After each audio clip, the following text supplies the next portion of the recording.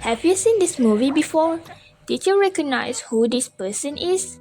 Those eyebrows and flamboyant hairstyles? Yes, that was the Mexican artist Frida Kahlo. Frida Kahlo was considered a surrealist but declared she wasn't one of them. Although her paintings included dreamlike images and strong symbolism, she denied saying she painted her real life and real feelings, make it look surreal but come from personal reality. She painted what she saw and what she felt. Her work doesn't invite the viewer to escape reality, instead, it asks them to sit with emotions, identity, and truth. Frida Kahlo made art that was deeply personal, and in doing so, she changed how personal art could be. Let's take a look at one of her pieces. In The Wounded Deer, Frida Kahlo paints herself with the body of a deer in a forest, pierced by arrows. This painting was made shows her disappointment towards the failed operation she had in New York, which is supposed to free her from severe back pain.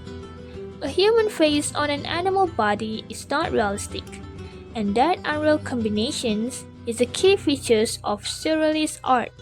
The settings also feels dreamlike and symbolic rather than realistic. These qualities make the painting appear surreal. The unusual imagery is used to symbolize how she felt, not to create a fantasy. Everything in the paintings connects to meaning, not just a randomness. What makes her well known till now? Frida was famous for her attention to Mexican and indigenous culture and by feminists for her depictions of the female experience and form. Her self-portrait was her trademark in her paintings, along with pain and passions, bold and vibrant colors. Some of her paintings inspired from her accident, her love life, and the misery she felt.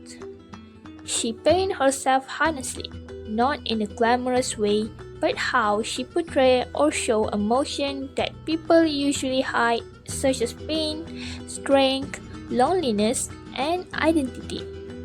At that time, this level of honesty was really rare. Her art was also deeply personal. She painted her own experience, feeling, and inner thought. This made her art feel real and relatable. Her bold eyebrows, traditional clothing, and direct gaze become iconic in her paintings. You can recognize the Frida Kahlo painting almost instantly. She also challenged expectation, which is the idea of beauty, gender roles, and what women are supposed to paint. Interesting about Frida is, when she was bedridden, her spirit didn't break there. Frida Kahlo faced challenges that would have stopped many people from creating art at all. For long periods of her life, she was confined to bed and unable to move freely. Painting in this position was difficult, uncomfortable, and slow. But Frida adapted instead of giving up. The reason why there's so many portraits of herself is because she was often being a model for her father's photography subject. And along with that, she developed an understanding knowing herself. What makes this especially interesting is how this limitation shaped her art. Because she was physically restricted, Frida turned inward. She painted what was closest to her own face, her emotions, and her inner world. This is one reason her work feels so personal and intense. Instead of hiding her struggles, Frida allowed them to become part of her art.